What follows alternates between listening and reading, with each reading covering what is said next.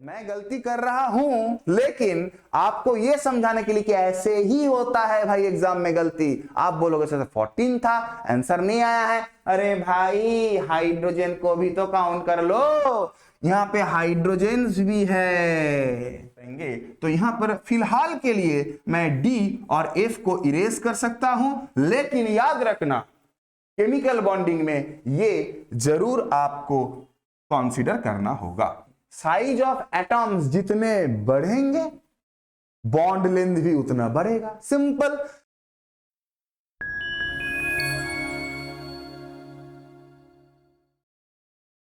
तो hello everyone and welcome to Merit Hub Academy. ठीक है, तो मेरे प्यारे स्टूडेंट्स, मेरे प्यारे दोस्तों, तो देखिए आज हम लोग जनरल ऑर्गेनिक केमिस्ट्री का जो लेक्चर नंबर 1 होता है, यानी कि सिंपल बॉन्ड पैरामीटर्स के ऊपर आज हम लोग थोड़ा डिस्कशन करने वाले हैं।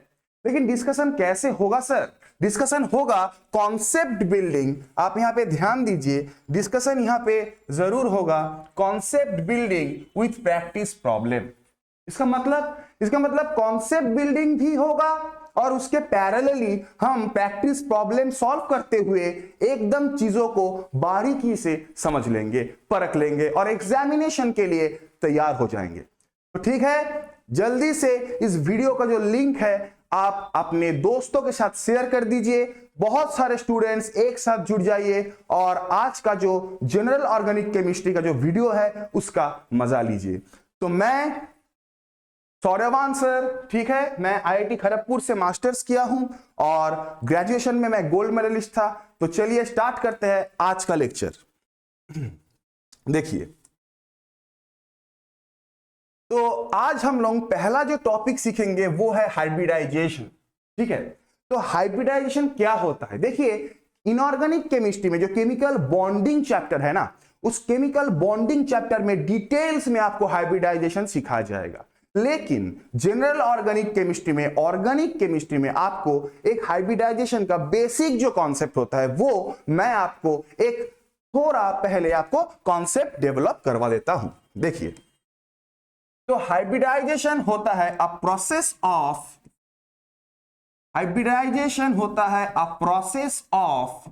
इंटरमिक्सिंग। अभी आप बोलोगे सर इंटरमिक्सिंग ये तो समझ में आ गया है कि कुछ मिक्स हो रहा है, लेकिन क्या मिक्स हो रहा है सर? राइट, तो मेरे प्यारे दोस्तों, यहां पे जो मिक्स होता है वो होता है process of intermixing of atomic orbitals. Right, वो होता है एटॉमिक ऑर्बिटल्स। देखिए, process of intermixing of atomic orbitals, अभी आप सभी को पता है आई बिलीव कि एटॉमिक ऑर्बिटल्स क्या होते हैं। एक एटॉम में जो ऑर्बिटल्स प्रेजेंट होते हैं वही तो है ना सर एटॉमिक ऑर्बिटल्स। राइट, तो वो हम सबको पता है कि एटॉमिक ऑर्बिटल्स एस हो सकता है, राइट, और पी हो सकता है, राइट, डी हो सकता है और एफ हो सकता है। लेकिन आज हम लोग क्या पढ़ रहे हैं? Organic chemistry. और आप सभी को पता है कि किंग ऑफ ऑर्गेनिक केमिस्ट्री में पीरियोडिक टेबल में कौन सा एलिमेंट आता है सर? कार्बन।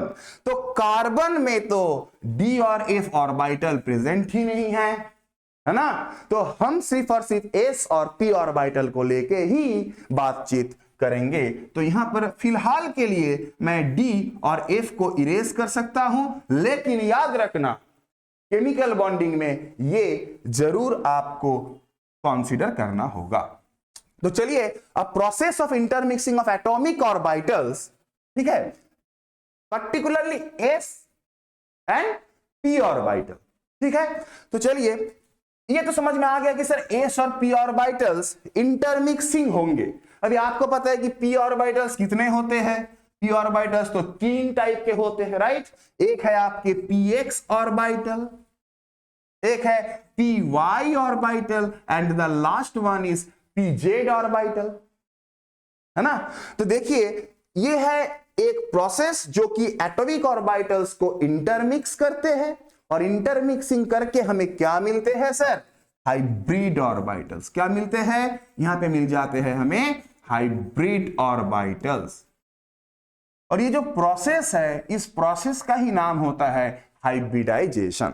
अभी देखिए, हाइब्रिड ऑर्बिटल्स के कुछ प्रॉपर्टीज होते हैं, हाइब्रिड ऑर्बिटल्स के कुछ प्रॉपर्टीज होते हैं, वो हमें थोड़ा पहले जान लेना होगा। तो देखिए, 3 प्रॉपर्टी जो हमें फिलहाल के लिए जानना है और जो कि मोर देन इनफ है। तो देखिए, हाइब्रिड ऑर्बिटल्स का पहला जो प्रॉपर्टी वो है कि they are of equal shape and size, equal shape and size. ठीक है, तो जो हाइब्रिड ऑर्बिटल्स फॉर्म होंगे via the intermixing of atomic orbitals, वो सारे ही इक्वल शेप और साइज के होंगे, पहला पॉइंट। दूसरा देखिए, they all will have equal energy. इसका मतलब क्या है सर? इसका मतलब है जो हाइब्रिड ऑर्बिटल्स फॉर्म होंगे ना, उन सब का जो एनर्जी होगा वो बराबर होगा, इक्वल होगा, सेम होगा। ठीक है, और तीसरा जो पॉइंट है वो सबसे इंपॉर्टेंट पॉइंट है, यही आपको दिमाग में रखना होगा, जो कि है मतलब the number of atomic orbitals involved in the hybridization will be equal to the number of hybrid orbitals formed. माने हैशटैग एटॉमिक ऑर्बिटल्स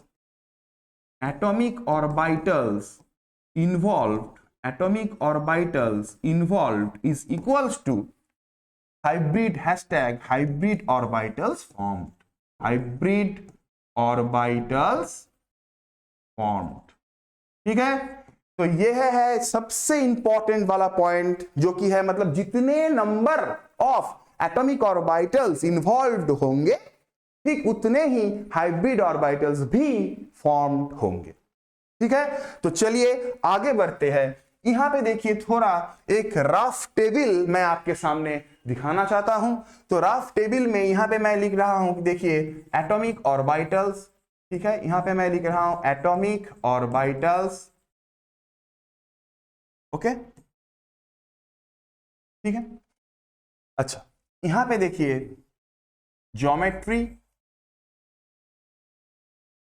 मतलब वो जो हाइब्रिड ऑर्बिटल जो फॉर्म होंगे उनके ज्योमेट्री कैसे है वो हमें जान लेना होगा, पता कर लेना होगा। उसके बाद देखिए bond angle, right, bond angle कितने होते हैं ये भी थोड़ा बहुत आपको जानकारी लेना ही है। और उसके बाद number of hybrid orbitals, number of hybrid orbitals. तो देखिए, जैसे कि आप सभी को पता है कि यहां पे देखिए, अगर मैं आपसे ये आपके सामने बोल रहा हूं कि एक एस ऑर्बिटल और एक P orbital, 1s and 1p orbital आपस में इंटरमिक्स हो रहे हैं, तो कौन से टाइप के हाइब्रिड ऑर्बिटल्स फॉर्म करेंगे बताइए? Right, sp hybridized, right. यहां से आपको क्या मिलने वाला है? sp hybridized. अभी sp हाइब्रिडाइज्ड ज्योमेट्री में इसका शेप कैसा होता है ये सबको पता है कि यहां पे आपका लीनियर होने वाला है। अच्छा, अगर लीनियर है तो बॉन्ड एंगल कितना होगा? ऑब्वियसली बिल्कुल सही आंसर, 180 डिग्री। और अभी देखिए, मैंने आपसे कहा था कि जितने एटॉमिक ऑर्बिटल्स इन्वॉल्व होंगे ठीक उतने ही हाइब्रिड ऑर्बिटल्स भी फॉर्म्ड होने वाला है। तो यहां पे कितने एटॉमिक ऑर्बिटल्स इन्वॉल्व हुए थे? 1 और 2। तो हाइब्रिड ऑर्बिटल्स भी मुझे 2 ही मिलने वाले, यानी कि 2sp, 2sp हाइब्रिड ऑर्बिटल्स मिलने वाला है। ठीक है, तो आगे बढ़ते हैं। चलिए नेक्स्ट मैं आपसे अगर ये कहता हूं कि 1s, ठीक है, 1s और 2p, अगर 1s और 2p ऑर्बिटल्स आपस में इंटरमिक्स हो रहे हैं तो कौन से टाइप के हाइब्रिड ऑर्बिटल्स मिलने वाला है? बेसिक कॉमन सेंस, अगर s और p मिलके sp देता है तो जरूर s और 2p मिलके देगा मुझे sp2, राइट। अच्छा, sp2 में ज्योमेट्री होता है आपका ट्राइगोनल प्लैनर। क्या होता है sir? Trigonal planar, trigonal planar. चलिए आपको एक रफ इमेज भी दिखा देते हैं। जैसे कि मान लीजिए यह है कार्बन और यह है कार्बन, ये लीनियर हो गया, राइट। ये आपका यहाँ पे लीनियर हो गया, मतलब दो sp हाइब्रिड ऑर्बिटल फॉर्म करके ऐसे कुछ ज्योमेट्री देने वाला है जिसका बॉन्ड एंगल आपको दिख रहा है कि 180 डिग्री। ट्राइगोनल प्लानर में कुछ ऐसा आपको दिखने वाला है, 3 sp2, राइट। देखिए यहाँ पे 1s और 2 p ऑर्बिटल मिक्स हो रहे हैं, तो मुझे 3 एटॉमिक ऑर्बिटल से 3 हाइब्रिड ऑर्बिटल मिलने वाला है, यानी कि मुझे यहाँ पे मिलने वाला है 3 sp2 centre, 3 sp2 hybrid orbitals, right. 3 मिलने वाला, देखिए यहाँ पे 1, 2 एंड 3, और क्लियरली दिख रहा है कि ये बॉन्ड एंगल कितना होने वाला है, 120 degree, right, 120 degree. Okay, next देखिए, अगर मैं आपसे कहूं कि लास्ट यहां पे देखिए 1s और तीनों ही p ऑर्बिटल, सब p ऑर्बिटल्स को मैं यहां पे इंटरमिक्स करवा दिया तो मुझे यहां पे अब क्या मिलने वाला है, बताइए। बिल्कुल सही आंसर, यहां पे अब मुझे मिलने वाला है sp3, राइट, sp3, जिसका स्ट्रक्चर होता है सर टेट्राहेड्रल, जो दिखने में कुछ ऐसा होता है, राइट, ऐसा टेट्राहेड्रल। तो एक 1s और 3 p ऑर्बिटल, माने टोटल 4 एटॉमिक ऑर्बिटल से मुझे मिलने वाला है टोटल 4 sp3 ऑर्बिटल्स, राइट। और यहां पे बॉन्ड एंगल होता है 109 डिग्री 28 मिनट, बट आप यहां पे आपके सुविधा के लिए 109 डिग्री भी याद रख सकते हैं, 28 मिनट को आप भूल सकते हैं, कोई बात नहीं, 109 डिग्री भी चलेगा। तो यह है आपका राफ टेबल। आप ये बताओगे कि सर ये राफ टेबल मुझे प्रॉब्लम सॉल्व करने में कैसे मदद कर सकता है। तो देखिए यहां पे मैं आपको एक टाइम सेविंग टेक्निक सिखा रहा हूं। देखिए this is the TST, time saving technique. क्या है सर टाइम सेविंग टेक्निक? देखिए हमें सब पता है कि कार्बन का 4 हाथ होता है, राइट। कार्बन 4 बॉन्ड बना सकता है, राइट। तो देखिए अगर यहां पे कार्बन का चारों हाथ ऐसे खुले रहेंगे, यानी कि कार्बन आपका 4 सिग्मा बॉन्ड बना रहा है, राइट। कार्बन आपका टोटल कितना सिग्मा बॉन्ड बना रहा है? 4 सिग्मा बॉन्ड बना रहा है। तो इस कार्बन का हाइब्रिडाइजेशन क्या होगा? sp3। आंख बंद करके आप ये कह सकते हैं। देखिए अगर कार्बन यहां पे ऐसे डबल बॉन्ड बना दिया, ठीक है, ओके, तो अभी आपको पता है कि यहां पे देखिए जितने भी बॉन्ड होंगे वहां पे सिग्मा होता है ओनली 1 और बाकी क्या होता है? पाई। तो यहां पे 3 बॉन्ड है तो सिग्मा कितने होंगे? 1 और बाकी कितने होंगे? पाई। तो 1 सिग्मा हो गया और पाई हो गया 2। क्लियर? अभी देखिए आपको पता है कि पाई बॉन्ड बनते कैसे हैं? पाई बॉन्ड बनते हैं parallel overlap of p orbital से। आप जरा इमेजिन कीजिए ये वाला मेरे जो हाथ है ये एक p ऑर्बिटल है और ये भी एक p ऑर्बिटल है, तो दोनों p ऑर्बिटल्स के जो पैरेलल ओवरलैप है उस पैरेलल ओवरलैप से मुझे पाई बॉन्ड्स मिलने वाला है, ठीक है। तो देखिए यहां पे तो सारे जो सिग्मा बॉन्ड है मतलब 1s और तीनों ही p ऑर्बिटल इन्वॉल्व हो गए, तो यहां पे तो कोई भी पाई बॉन्ड बनने का सवाल ही नहीं पैदा होता। तो यहां पे देखिए चारों ही सिग्मा बॉन्ड है तो sp3, ये वाला जो कार्बन है वो आपका sp3 हो जाएगा, ठीक है। यहां पर देखिए ये कार्बन के सिग्मा बॉन्ड कितने? देखिए 1 सिग्मा, 2 सिग्मा और यहां पे 3 सिग्मा। तो 3 सिग्मा अगर बन रहा है तो वो आपका जरूर होगा sp2, और जो 3p में 2p यूज हो चुका है सिग्मा बॉन्ड में, तो मतलब हाइब्रिडाइजेशन में बचा हुआ लास्ट p ऑर्बिटल क्या कर रहा है? पाई बॉन्ड फॉर्म कर रहा है। तो इसीलिए देखिए यहां पे एक पाई बॉन्ड आ चुका है। अच्छा लास्ट देखिए यहां पे अगर आपको दिख रहा है कि कोई भी कार्बन सिर्फ और सिर्फ 2 सिग्मा बॉन्ड बना रहा है, कितने सिग्मा बॉन्ड? 2 सिग्मा बॉन्ड बना रहा है, तो उस कार्बन का हाइब्रिडाइजेशन होगा sp। बस इतना ही इजी था। जस्ट आपको कार्बन के सराउंडिंग्स में सिग्मा बॉन्ड्स काउंट करने हैं। अगर 4 सिग्मा है तो sp3, अगर 3 सिग्मा है तो सर sp2 और अगर 2 सिग्मा है तो sir sp।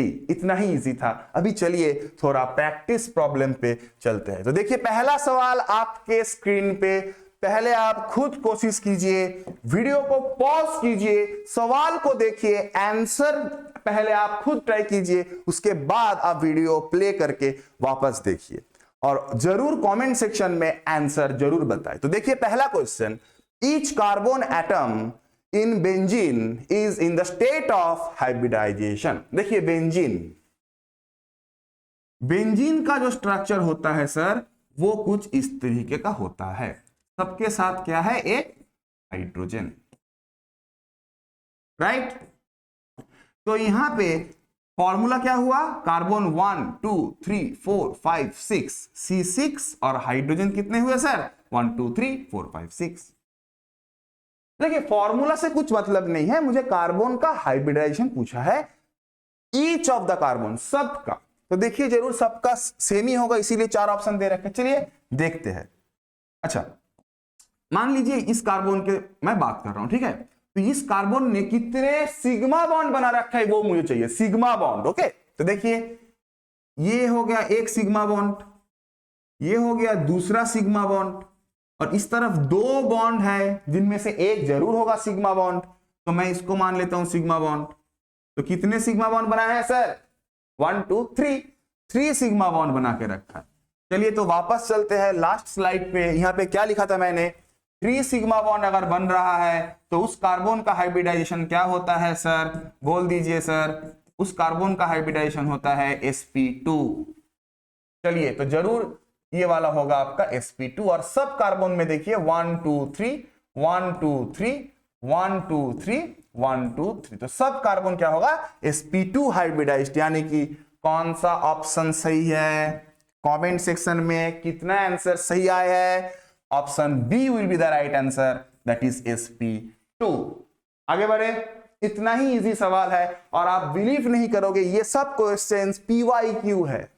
Previous year question में इतने इजी कॉन्सेप्ट से क्वेश्चन पूछे गए हैं। तो आप प्लीज मेरिट हब एकेडमी को जो चैनल है उसको सब्सक्राइब कीजिए, शेयर कीजिए, लाइक कीजिए, रेगुलर वीडियोस आएंगे। आपको बस चैनल पे टिके रहना है, बने रहना है और कॉन्सेप्ट ग्रैब करना है, ठीक है। तो चलिए नेक्स्ट क्वेश्चन पे जाते हैं। यहां पे कौन सा क्वेश्चन है, देखिए the compound in which carbon uses only it's sp3 hybrid orbitals. Okay तो यहां पे आपको कंपाउंड्स के स्ट्रक्चर्स भी ड्रॉ कर लेना है। देखिए यह है आपका HCOOH माने फॉर्मिक एसिड, ठीक है। अच्छा बी में देखिए this is the structure of urea, right. Urea carbon double bond O और इस तरफ भी NH2 और इस तरफ भी NH2, ठीक है। चलिए इस पे आते हैं। अच्छा यहाँ पे शायद एक मिसिंग है, यहाँ पे CH3COH, नहीं ठीक है एकदम ठीक है। तो देखिए यहाँ पे कार्बन, यहाँ पे टोटल 4 बॉन्ड, 3 में क्या लगा हुआ है CH3 और OH, ठीक है। और लास्ट वाले कंपाउंड को देखिए, इस तरफ भी यहाँ पे CH3 यहाँ पे एक C होगा शायद, यस यहाँ पे एक C होगा। तो देखिए C डबल बॉन्ड O, इस तरफ हाइड्रोजन, यहाँ पे कार्बन जो कि यहाँ पे तीनों CH3 के साथ ही जुड़ा हुआ है। बस अभी आपको सिर्फ देखना है इन चारों में से कौन से कंपाउंड पे कार्बन कोई भी पाई बॉन्ड नहीं बनाया है, क्योंकि पाई बॉन्ड अगर नहीं बनाएगा तो कार्बन के चारों हाथ खुले रहेंगे, यानी कि 4 सिग्मा बॉन्ड बने रहेंगे और कार्बन हो जाएगा sp3 जो कि सवाल पे पूछ रखा है। तो चलिए देखते हैं कार्बन, अरे सर इस तरफ और इस तरफ तो सिग्मा बॉन्ड है लेकिन इस तरफ तो पाई बॉन्ड है, तो ये तो हो गया sp2, मतलब ये आंसर नहीं हो सकता। आगे बढ़े, चलिए कार्बन सेम बात सर, इस तरफ 1 सिग्मा 2 सिग्मा, लेकिन यहाँ पे पाई आ चुका है, यानी कि ये भी आपका होगा सिग्मा sp2, यानी कि this will be not the correct answer. Okay next यहाँ पे देखिए कार्बन वापस से 1 सिग्मा 2 सिग्मा, लेकिन यहाँ पे एक पाई आ चुका है, यानी कि यहाँ पे भी 3 सिग्मा, यानी कि sp2, तो ये भी आपका आंसर नहीं हो सकता है। चलिए आते हैं यहाँ पे देखिए कार्बन, उसके चारों के चारों हाथ जो है वो एकदम बिल्कुल खुले हुए हैं, 4 सिग्मा बॉन्ड बना के रखा है, और 4 सिग्मा बॉन्ड है तो हमें पता है कि ये होता है sp3। और इस कार्बन को भी देखिए, एक इस तरफ 1 सिग्मा बॉन्ड है और बाकी 3 हाइड्रोजन के साथ, same case for this one also, इस तरफ 1 सिग्मा है बाकी 3 हाइड्रोजन के साथ, इस तरफ सिग्मा बाकी 3 हाइड्रोजन के साथ। तो सब कार्बन क्या हो गया आपका sp3 हाइब्रिडाइज। तो correct option will be C. Okay, this one will be the correct answer. तो कितने स्टूडेंट्स ने कमेंट सेक्शन में सही आंसर दिया है ये मुझे जानना है। आई बिलीव कि आप सभी ने बिल्कुल सही आंसर दिए होंगे। चलिए बढ़ते हैं नेक्स्ट क्वेश्चन की तरफ। यहां पे देखिए क्वेश्चन लंबा चौड़ा दिख रहा है, ठीक है, क्वेश्चन आपको दिख रहा है, बाप रे, तो पैसेज लाइक प्रॉब्लम हो गया, नहीं करेंगे, बिल्कुल टफ होगा। आगे बढ़ते, ऐसा गलती नहीं कर, ना ना ना, ऐसा गलती बिल्कुल नहीं करना है बच्चों, ऐसा गलती बिल्कुल नहीं करना है। पहले एटलीस्ट क्वेश्चन को तो एक बार पढ़ लेते हैं, क्या पता शौर्य सर ने जो सिखाए वहां से ही क्वेश्चन आ चुका है। तो देखिए, a straight chain hydrocarbon has the molecular formula C8H10, जिससे हमें कुछ मतलब नहीं, घंटा कुछ मतलब नहीं, ठीक है। तो देखिए, the hybridization for the carbon atoms from one end of the another chain और अदर रेस्पेक्टिवली। अच्छा, आपसे पूछा गया इन चारों में से कौन सा वो ऑप्शन होगा जहां पे left to right sp3 sp2 sp2 sp3 sp2 sp2 sp and sp, ये मुझे चाहिए। तो हमें पता है sp3 के लिए 4 सिग्मा बॉन्ड देखूंगा, sp2 के लिए 3 सिग्मा बॉन्ड ढूंढना है और sp के लिए बस 2 सिग्मा बॉन्ड हमें फाइंड करना है। तो हमें आंसर पता लग जाएगा। तो चलिए देखते हैं, जस्ट हाइब्रिडाइजेशन काउंट करेंगे। यहां पे देखिए कार्बन 4 सिग्मा बॉन्ड बना रखा है ना, तो यहां पे होगा sp3, यहां पे 2 सिग्मा बॉन्ड, तो sp, मुझे sp3 sp2 चाहिए, तो ये ऑप्शन नहीं होगा। आगे बढ़ना ही नहीं है, टाइम वेस्ट नहीं करना है, बिल्कुल टाइम वेस्ट नहीं करना है, हमें एकदम स्मार्ट वर्क करके अप्रोच में आना है। तो यहां पे देखिए नेक्स्ट क्वेश्चन देखिए, ये आपका CH3 माने 4 सिग्मा बॉन्ड sp3, यहां पे भी CH2, इस तरफ एक सिग्मा बॉन्ड, इस तरफ, और बाकी 2 हाइड्रोजन के साथ। तो ये यहाँ पे sp3, मुझे sp3 sp2 चाहिए, तो ये भी ऑप्शन आपका नहीं हो सकता है। तो चलिए आगे बढ़ते हैं। यहां पे देखिए कार्बन के 4 हाथ खुले हुए हैं, माने कार्बन 4 सिग्मा बॉन्ड बना के रखा है, तो ये आपका हो गया है sp3। यहां पे कार्बन को देखिए 1 2 3, 3 सिग्मा बॉन्ड है, यानी कि ये sp2। चलिए अभी तक मिल गया।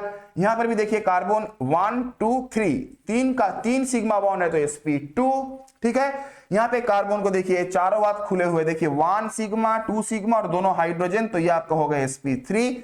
चलिए sp3 sp2 sp2 sp3, अभी तक तो सही चल रहा है, लेकिन नेक्स्ट वाला मुझे चाहिए sp2। लेकिन यहां पे क्लियरली दिख रहा है कि ये कार्बन ओनली 2 ही सिग्मा बॉन्ड बना के रखा है, एक है इस तरफ और यहां पे है एक इस तरफ, बाकी दोनों पाई होंगे।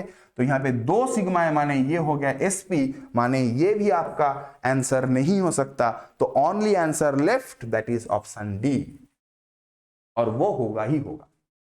तो आई बिलीव कि आप सभी ने इसका answer option D comment box में जरूर कमेंट किए होंगे। और वापस से एक बार चेक कर लेते, इस तरफ से एक बार चेक करते। देखिए कार्बन का 2 सिग्मा बॉन्ड है, माने sp, यहां पर भी 2 सिग्मा बॉन्ड है, तो sp, यहां पे 1 2 3 माने sp2, यहां पे 1 2 3 sp2, यहां पे 1 2 3 4 sp3, यहां पे 1 2 3 माने sp2, यहां पे 1 2 3 sp2, यहां पे 1 2 3 4 माने sp3, जो कि मुझे एक्चुअली में चाहिए। ठीक है, ये वाला ओके, क्लियर। तो चलिए आगे बढ़ते हैं। देखिए नेक्स्ट क्वेश्चन, देखिए यहां पे बोला गया है कि द बॉन्ड बिटवीन कार्बन ए, ये वाला है आपका, ये वाला है कार्बन, ये कार्बन ए, और ये वाला है कार्बन बी, ठीक है। तो आपको बोलना है कि यहां पे हाइब्रिडाइजेशन क्या क्या है। सर तो हमें पता है, वापस से एक बार शॉर्ट रिवाइज करवा देता हूं कि 4 सिग्मा है तो sp3, 3 सिग्मा है तो sp2 और 2 सिग्मा है तो sp। तो चलिए आगे बढ़ते हैं।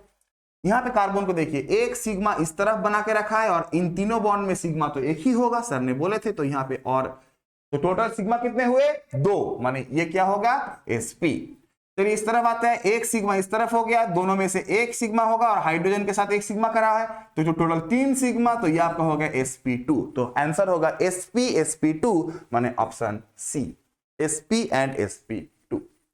आई बिलीव कि आप सभी ने आंसर बिल्कुल सही किए हो। ये बेसिक प्रॉब्लम है, एकदम इजी प्रॉब्लम है। चलिए यहां पे और एक सवाल हम लोग जरूर कर लेंगे, the number of pi electrons present in naphthalene. तो देखिए नैप्थलीन का स्ट्रक्चर क्या होता है दोस्तों, नैप्थलीन का स्ट्रक्चर क्या होता है, चलिए एक बार जल्दी से देख लेते हैं। ठीक है, तो this is the structure of naphthalene. ठीक है, नैप्थलीन का स्ट्रक्चर तो यही होता है। तो अभी हमें क्या फाइंड करना है, the pi electrons, pi electrons.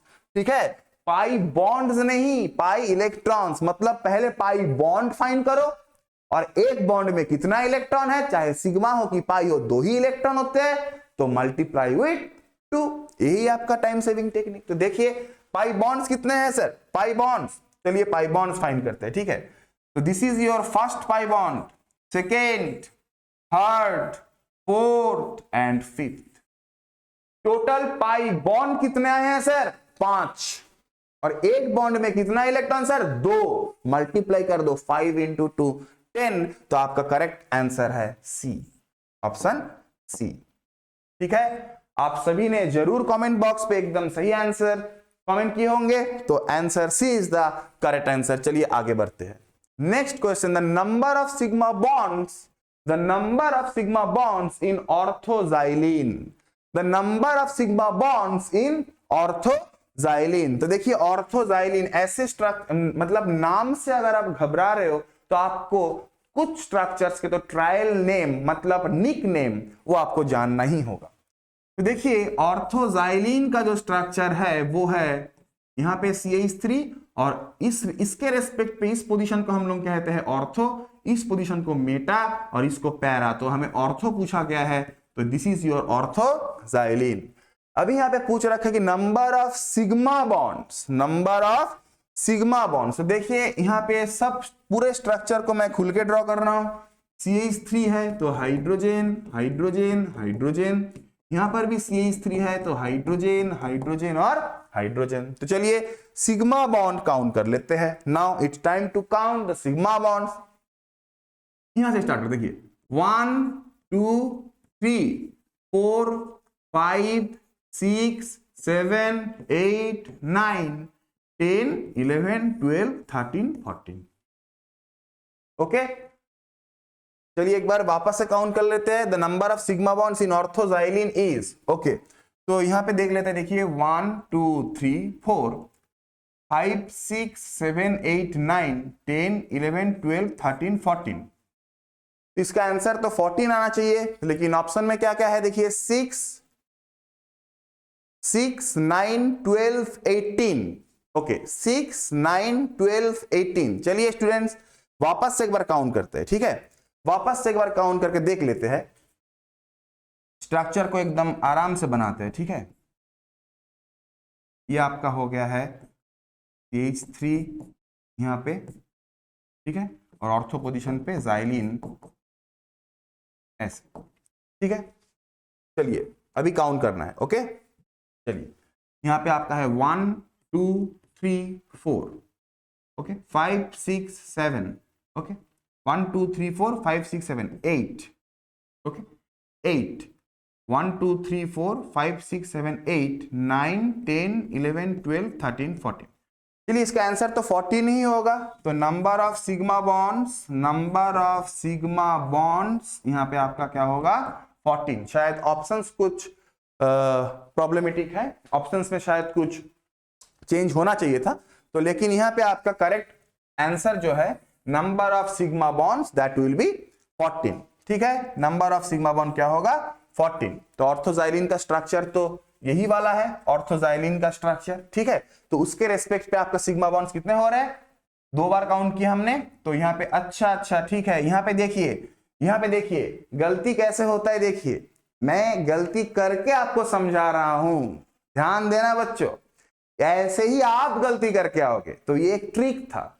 ठीक है, तो देखिए आप यहां पे तो इसको काउंट कर रहे हो, मैं गलती कर रहा हूं, लेकिन आपको यह समझाने के लिए कि ऐसे ही होता है भाई एग्जाम में गलती। आप बोलोगे सर 14 था, आंसर नहीं आया है। अरे भाई हाइड्रोजन को भी तो काउंट कर लो, यहां पे हाइड्रोजन भी है, भूल गए, हाइड्रोजन को छोड़ दिए, हाइड्रोजन को बुरा लगा, आप क्वेश्चन सॉल्व नहीं कर पाओगे। तो हाइड्रोजन को भी तो काउंट करो, तो टोटल 14 और यहां पे 1 2 3 4, टोटल आपका आएगा 18, जो कि option D will be the correct answer. ठीक है, option D will be the correct answer. तो यहां पे हाइड्रोजेंस को भी आपको देखना है। जब जब बेंजीन सिस्टम से क्वेश्चन आया है, मैक्सिमम स्टूडेंट्स ये जो हाइड्रोजेंस होते हैं यहां पे उस हाइड्रोजन को भूल जाते हैं, उस हाइड्रोजन को भूल जाते हैं और सवाल का आंसर गलत करके आता है। और ऑप्शन में भी ऐसे ऑप्शन रहता है कि जहां पे हाइड्रोजन छोड़ के भी एक ऑप्शन वो दे आते हैं कि स्टूडेंट्स वो ट्रिक में वो गूगली में फंस जाए। तो ऐसे बिल्कुल नहीं होना है। ओके, चलिए तो अभी देखिए बॉन्ड पैरामीटर्स। देखिए बॉन्ड पैरामीटर्स में हमें जो स्टडी करना है वो हम बेसिक में 3 पार्ट में डिवाइड करेंगे। ठीक है, तो आज का लेक्चर में आपको जो जो सीखने को मिलेगा वो बॉन्ड पैरामीटर्स में पहला है कि बॉन्ड लेंथ। क्या है सर? Bond length. दूसरा क्या है सर? दूसरा है बॉन्ड डिसोसिएशन एनर्जी। क्या है सर? Bond dissociation energy. ठीक है, बॉन्ड डिसोसिएशन एनर्जी। और तीसरा क्या है? तीसरा है डबल बॉन्ड इक्विवेलेंट। तीसरा है डबल बॉन्ड इक्विवेलेंट। देखिए थोड़ी बहुत कॉन्सेप्ट सीखेंगे और उसके रिस्पेक्ट में प्रॉब्लम्स कुछ कर लेंगे। ठीक है, तो बॉन्ड लेंथ को देखिए।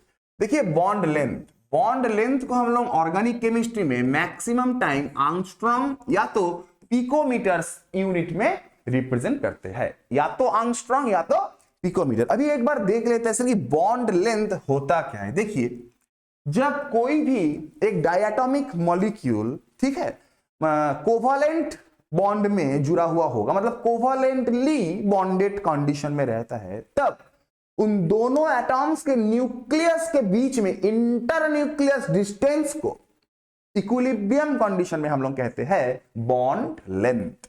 चलिए इसे डायग्राम से थोड़ा समझा दीजिए। देखिए दिस इज योर एटॉम ए, चलिए दिस इज योर एटॉम मान लीजिए बी। तो इसका जो न्यूक्लियस है, इसका जो न्यूक्लियस है, इन दोनों न्यूक्लियस के बीच में जो इक्विलिब्रियम डिस्टेंस है, इसे हम लोग अगर डी से इंडिकेट करेंगे तो यही आपका होगा बॉन्ड लेंथ। क्लियर? चलिए डेफिनेशन से कुछ क्वेश्चन उतना नहीं आते हैं, कॉन्सेप्ट से आते हैं। तो यहां पे देखिए, यहां पे आप थोड़ा एक बार देख लीजिए कि जो बॉन्ड लेंथ है वो कौन से फैक्टर्स के ऊपर डिपेंड करता है। ठीक है, तो फैक्टर्स यहां पे बहुत ही ज्यादा इंपॉर्टेंट है। तो पहला पॉइंट देखिए, कौन से फैक्टर्स के ऊपर बॉन्ड लेंथ डिपेंड करता है। तो पहला पॉइंट है साइज ऑफ एटॉम्स। पहला पॉइंट क्या है? Size of atoms. माने साइज ऑफ एटॉम्स जितने बढ़ेंगे बॉन्ड लेंथ भी उतना बढ़ेगा। सिंपल। मान लीजिए इन दोनों के बीच में आपको बॉन्ड लेंथ पूछा है, ठीक है, ये आपका D1 है। ओके, चलिए मैं और एक स्ट्रक्चर आपको बना के दिखाता हूं कि मैं इसका स्ट्रक्चर मान लीजिए ऑलमोस्ट सेम रख रहा हूं ए का, और बी मान लीजिए इतना कुछ एक बड़ा लेके आया। ठीक है, तो यहां से लेके अभी इसका न्यूक्लियस बढ़ गया। ठीक है, तो ये आपका मान लीजिए सी, तो ये आपका इंटर न्यूक्लियस डिस्टेंस कितना हो गया? अभी D2। अभी आप खुद से स्क्रीन में देख के बोलिए D1 और D2 में कौन बड़ा होगा? ऑब्वियसली D2 बड़ा होगा, राइट? तो D2 आपका ग्रेटर देन D1 आया। मतलब क्लियर है कि साइज ऑफ एटॉम आप जितना बढ़ाओगे बॉन्ड लेंथ उतना ही बढ़ेगा। तो size of atoms directly proportional with the bond length. पहला पॉइंट। तो सिंपल, अगर आपको सिंपल ऐसे ही क्वेश्चन आते हैं, देखिए carbon fluorine, carbon chlorine, carbon bromine और कार्बन आयोडीन। तो बताइए तो इन चारों बॉन्ड्स में बॉन्ड लेंथ की ऑर्डर क्या होगा? सब में तो कार्बन सेम ही है ना? सब में कार्बन सेम ही है, तो चेंज हो रहा है तो सिर्फ हैलोजेंस। और हमें पता है फ्लोरीन, क्लोरीन, ब्रोमीन और आयोडीन ऊपर से नीचे क्या होता है सर? साइज इंक्रीज होता है। तो इन चारों में से सबसे ज्यादा साइज किसका होगा? बड़ा साइज किसका होगा? आयोडीन का।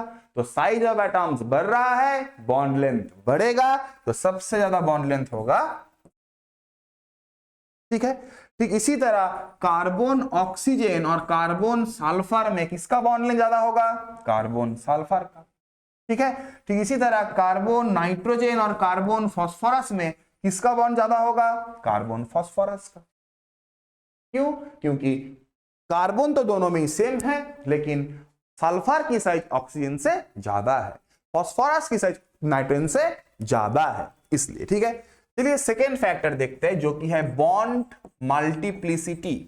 बॉन्ड मल्टीप्लिसिटी, ठीक है। बॉन्ड मल्टीप्लिसिटी को हम लोग बॉन्ड ऑर्डर भी कहते हैं, बॉन्ड ऑर्डर भी कहते हैं। तो देखिए, मतलब कार्बन कार्बन सिंगल बॉन्ड है, कार्बन कार्बन डबल बॉन्ड है, और कार्बन कार्बन ट्रिपल बॉन्ड है। तो इन तीनों में बॉन्ड लेंथ किसका सबसे छोटा होगा, किसका सबसे ज्यादा होगा? ये कॉमन सेंस से समझिए कि दोनों एटम्स के बीच में ट्रिपल बॉन्ड है, बहुत ज्यादा अट्रैक्शन, दोनों क्लोज आ चुके हैं, तो बॉन्ड लेंथ क्या होगा? कम हो जाएगा। सिंपल सी बात है। तो bond multiplicity varies with 1 by bond length, माने carbon triple bond carbon, carbon double bond carbon, carbon single bond carbon, इन तीनों में सबसे ज्यादा बॉन्ड लेंथ होगा कार्बन सिंगल बॉन्ड का, और कार्बन उसके बाद कार्बन डबल बॉन्ड कार्बन, और लास्ट में सबसे छोटा होगा कार्बन ट्रिपल बॉन्ड कार्बन। क्यों? क्योंकि ट्रिपल बॉन्ड है ना, ज्यादा फोर्स ऑफ अट्रैक्शन है, दोनों कार्बन बिल्कुल क्लोज आ चुके हैं, बॉन्ड लेंथ कम हो जा रहा है, राइट? ठीक है। ठीक इसी तरह अगर मैं आपसे पूछूं carbon triple bond nitrogen, carbon double bond nitrogen और कार्बन सिंगल बॉन्ड नाइट्रोजन, तो सिंपल सी बात है कि कार्बन सिंगल बॉन्ड नाइट्रोजन ज्यादा होगा, उसके बाद कार्बन डबल बॉन्ड नाइट्रोजन, और बॉन्ड लेंथ सबसे छोटा होगा कार्बन ट्रिपल बॉन्ड नाइट्रोजन का। तो this is the bond length order, this is the bond length order. ठीक है, तो देखिए इसी के साथ मैं परसेंटेज ऑफ एस कैरेक्टर के साथ भी, परसेंटेज ऑफ एस कैरेक्टर, ठीक है, तो देखिए परसेंटेज ऑफ एस कैरेक्टर्स के साथ भी बॉन्ड लेंथ का रिलेशनशिप बोल सकता हूं। देखिए ट्रिपल बॉन्ड है, माने this is sp and this is sp, ये आपका sp2, ये भी आपका sp2, और ये आपका sp3, ये भी आपका sp3। तो परसेंटेज ऑफ एस कैरेक्टर सबसे ज्यादा sp में होता है 50%, उसके बाद 33%, उसके बाद 25%। तो परसेंटेज ऑफ एस कैरेक्टर जितना ज्यादा हो रहा है, बॉन्ड लेंथ उतना ही कम हो रहा है। तो ये भी आपका इनवर्सली रिलेशनशिप में होगा।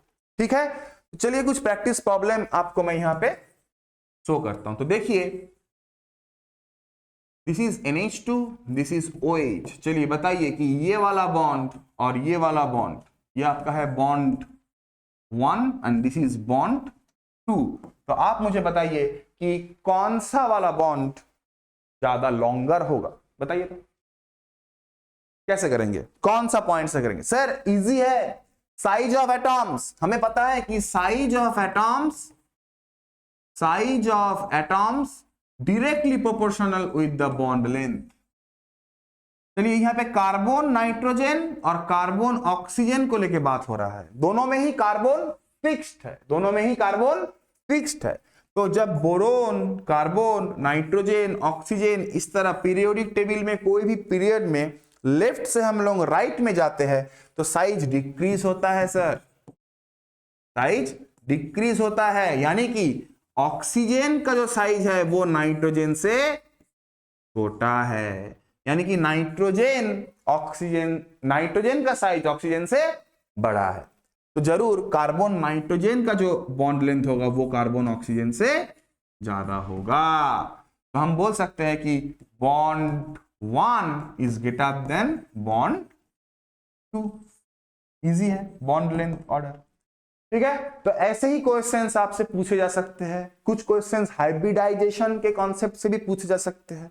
ठीक है, यानी कि sp3 कार्बन और sp3 कार्बन में बॉन्ड लेंथ सबसे ज्यादा होता है, उसके बाद sp2 उसके बाद sp और sp। चलिए नेक्स्ट देखिए बॉन्ड डिसोसिएशन एनर्जी।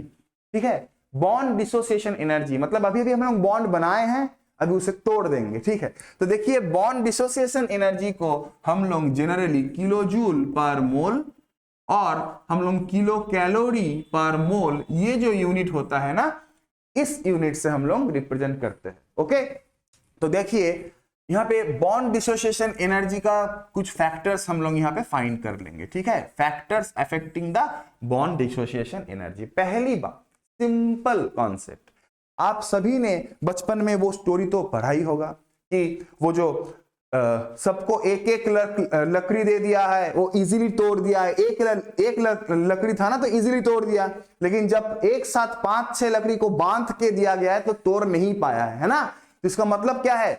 इसका मतलब है जब सिंगल बॉन्ड से डबल बॉन्ड और डबल बॉन्ड से ट्रिपल बॉन्ड बन जाता है, यानी कि बॉन्ड मल्टीप्लिसिटी माने बॉन्ड ऑर्डर जब बढ़ जाता है, तब बॉन्ड को तोड़ना भी उतना ही मुश्किल हो जाता है सर। इसका मतलब यह है कि बॉन्ड डिसोसिएशन एनर्जी भी इंक्रीज करता है। तो फर्स्ट पॉइंट में लिख सकता हूं कि बॉन्ड ऑर्डर अगर बढ़ रहा है तो बॉन्ड डिसोसिएशन एनर्जी भी बढ़ेगा। इसका मतलब कार्बन ट्रिपल बॉन्ड कार्बन का जो बॉन्ड डिसोसिएशन एनर्जी होगा वो ज्यादा होगा कार्बन डबल बॉन्ड कार्बन से, और ये सब उससे भी ज्यादा होगा कार्बन सिंगल बॉन्ड कार्बन से। Carbon single bond carbon easily break हो जाएगा, इजीली टूट जाएगा, लेकिन कार्बन डबल बॉन्ड कार्बन को आप तोड़ नहीं पाओगे। कार्बन ट्रिपल बॉन्ड तो उससे भी टफ होगा, ट्रिपल बॉन्ड है ना, समझ में आया? क्लियर? तो अभी देखिए, बॉन्ड ऑर्डर मतलब बॉन्ड मल्टीप्लिसिटी। थोड़ी देर पहले मैं आपको क्या कहा था कि बॉन्ड ऑर्डर बॉन्ड लेंथ के साथ इनवर्सली प्रोपोर्शनल होता है, राइट? तो यहां पे अगर मैं बॉन्ड ऑर्डर डायरेक्टली प्रोपोर्शनल क्या पाया अभी? बॉन्ड डिसोसिएशन एनर्जी, और बॉन्ड ऑर्डर के साथ बॉन्ड लेंथ 1/, होता है। तो इन दोनों में रिलेशनशिप मुझे वापस से मिल गया है। दोनों रिलेशनशिप को यूज करके मैं एक नया रिलेशनशिप आपके सामने रिप्रेजेंट कर रहा हूं बच्चों। देखिए, bond dissociation energy varies with 1/, bond length. Easy तो है, carbon carbon triple bond, bond length सबसे छोटा लेकिन बॉन्ड डिसोसिएशन एनर्जी सबसे ज्यादा। यही तो है कॉन्सेप्ट। तो बॉन्ड लेंथ जितना कम होगा बॉन्ड डिसोसिएशन एनर्जी उतना ज्यादा होगा, बॉन्ड लेंथ जितना ज्यादा होगा यानी कि सिंगल बॉन्ड, उस बॉन्ड को तोड़ना भी उतना इजी होगा। सिंपल कॉन्सेप्ट, ठीक है। तो चलिए यहां पे देखिए, और एक पॉइंट हम लोग कर सकते हैं कि percentage of S character. Percentage of S character इसका मतलब क्या है सर? सिंपल सी बात है, sp हाइब्रिडाइजेशन पे आप जाओगे, 50% एस कैरेक्टर, बॉन्ड ऑर्डर बढ़ रहा है, बॉन्ड लेंथ छोटा हो रहा है, बॉन्ड डिसोसिएशन एनर्जी क्या होगा? बढ़ जाएगा, राइट? तो परसेंटेज ऑफ एस कैरेक्टर के साथ भी बॉन्ड डिसोसिएशन एनर्जी आपका क्या होता है? डायरेक्टली प्रोपोर्शनल होता है। तो देखिए, एक प्रैक्टिस प्रॉब्लम आपको मैं यहां पे देता हूं। मान लीजिए यहां पे आपका दिया गया CH3, यहां पे ऐसे करके, ठीक है, CH2 ऐसे निकाल के रखा है। उसके बाद ओके, उसके बाद यहाँ पे कार्बन डबल बॉन्ड, यहाँ पे एक हाइड्रोजन निकाल के रखा है CH, इसके बाद कार्बन, फिर ट्रिपल बॉन्ड कार्बन हाइड्रोजन। तो मान लीजिए आपको यहाँ पे बोला गया है कि this is your bond 1, this is your bond 2 and this is your bond 3। तो बताइए कि इन तीनों बॉन्ड में बॉन्ड डिसोसिएशन एनर्जी का ऑर्डर क्या होगा? What will be the order of bond dissociation energy? बताइए तो कितना होगा, क्या होगा ऑर्डर इसका सॉल्व देखिए, एकदम इजी है। जस्ट आप उस तीनों में हाइड्रोजन तो सेम है, कार्बन डिफर कर रहा है। डिफर किस में कर रहा है? हाइब्रिडाइजेशन में कर रहा है ना? तो हाइब्रिडाइजेशन फाइंड करते हैं। देखिए, ये जो कार्बन आपको दिख रहा है, ये 4 सिग्मा बॉन्ड बना के रखा, देखिए 1 2 3, और इस हाइड्रोजन के साथ यानी कि दिस इज योर sp3। इस कार्बन को देखिए 1 2 3 सिग्मा माने sp2। इस कार्बन को देखिए, ठीक है, 1 2 यानी कि sp3 में 25% एस कैरेक्टर होता है, sp2 में 33.3% होता है, और sp में टोटल 50% होता है, राइट? 100/2 50% होता है, ठीक है। चलिए, तो यहां पे आपका होता है 50% एस कैरेक्टर, और हमें पता है percentage of S character varies with bond dissociation energy. Sir इतना इजी था? इतना ही इजी था। तो आपका होगा 3, उसके बाद 2, उसके बाद 1। ठीक है, चलिए आगे बढ़ते हैं। देखिए आज का जो लास्ट टॉपिक है बॉन्ड पैरामीटर्स का, वो है डबल बॉन्ड इक्विवेलेंट। तो चलिए सबसे पहले जान लेते हैं कि क्वेश्चन में डबल बॉन्ड इक्विवेलेंट को और किस किस नाम से मतलब क्वेश्चन आ सकते हैं। तो देखिए डबल बॉन्ड इक्विवेलेंट का दूसरा नाम है IHD। इसका मतलब क्या है? इसका मतलब है इंडेक्स ऑफ हाइड्रोजन, इसका मतलब है इंडेक्स ऑफ हाइड्रोजन डेफिशिएंसी।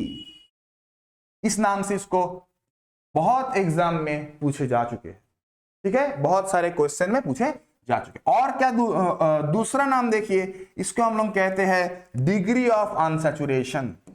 इसका और एक नाम है, क्या नाम है सर? इसका और एक नाम है degree of unsaturation, degree of unsaturation.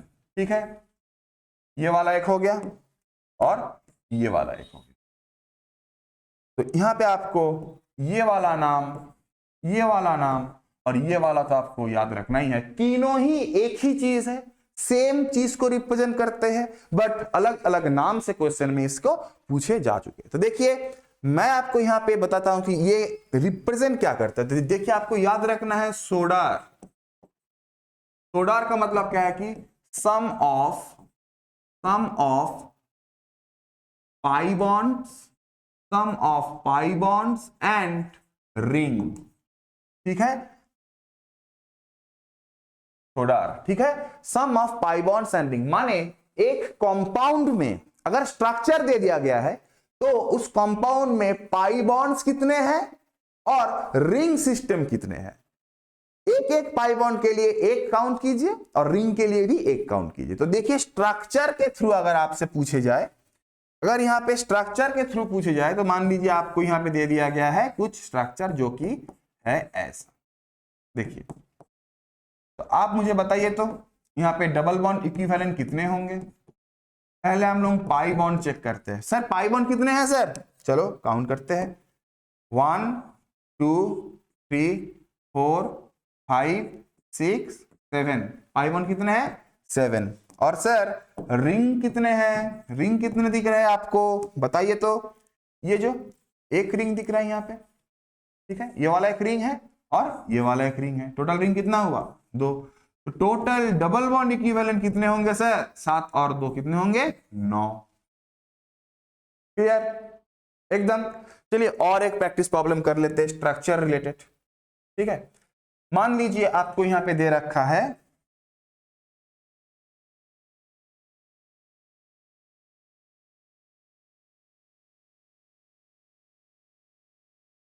और यहां पे ऐसे कार्बन ट्रिपल बॉन्ड नाइट्रोजन, ठीक है, और यहाँ पे CH2।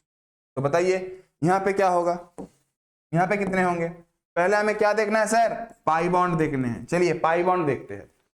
पाई बॉन्ड यहाँ पे टोटल 3 बॉन्ड है, माने एक सिग्मा होगा लेकिन बाकी 2 क्या होंगे? पाई होंगे। तो यहाँ पे आपका है 2 पाई बॉन्ड, है ना, यहाँ पे 1 पाई बॉन्ड, तो यहाँ पे होगा 2 3 ओके 4 5 6 7 8 9 10। अभी आप यहाँ पे 10 लिख दोगे, उसके बाद रिंग काउंट करके डबल बॉन्ड इक्विवेलेंट बोल दोगे, आपका गलत हो जाएगा। क्यों? क्योंकि यहाँ पे देखिए पीएच दे रखा है। पीएच मतलब आप इसे ओवरलुक नहीं कर सकते सर। पीएच का मतलब और एक फिनाइल रिंग।